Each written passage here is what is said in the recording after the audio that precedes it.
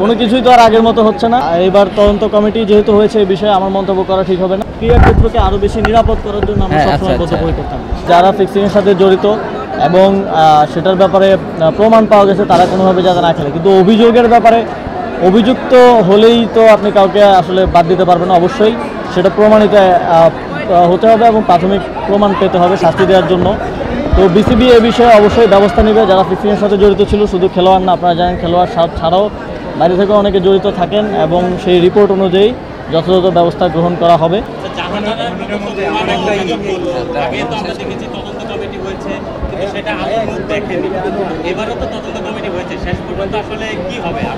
কোনো কিছুই তো আর আগের মতো হচ্ছে না।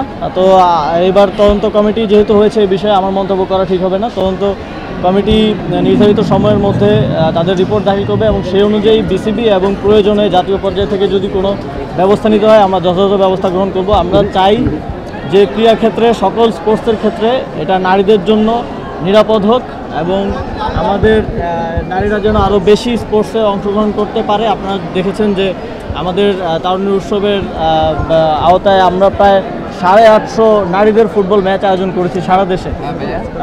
এর থেকে বোঝা যায় যে আমরা নারীদেরকে স্পোর্টসে আরও বেশি অন্তর্ভুক্ত করতে চাচ্ছি এবং তাদের জন্য ক্রীড়া ক্ষেত্রকে আরো বেশি নিরাপদ করার জন্য আমরা সবসময় বদ্ধপরিকর থাকবো। বিপিএল শুরু হতে যাচ্ছে, বিপিএল শুরু হতে যাচ্ছে।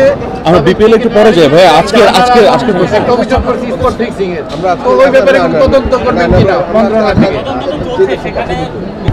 হ্যাঁ, সেখানে মন্তব্য কি? আমার মনে হয় না যে বিসিবি যেভাবে খেলার কথা বলেছে, আমার মনে হয় একটু মিসকমিউনিকেশন হয়েছে। বিসিবির সাথে যখন আমি কথা বলেছি ওনারাও বলেছেন যে ওনারা চান না যে যারা ফিক্সিংয়ের সাথে জড়িত এবং সেটার ব্যাপারে প্রমাণ পাওয়া গেছে তারা কোনোভাবে যাতে না খেলে, কিন্তু অভিযোগের ব্যাপারে অভিযুক্ত হলেই তো আপনি কাউকে আসলে বাদ দিতে পারবেন না। অবশ্যই সেটা প্রমাণিত হতে হবে এবং প্রাথমিক প্রমাণ পেতে হবে শাস্তি দেওয়ার জন্য।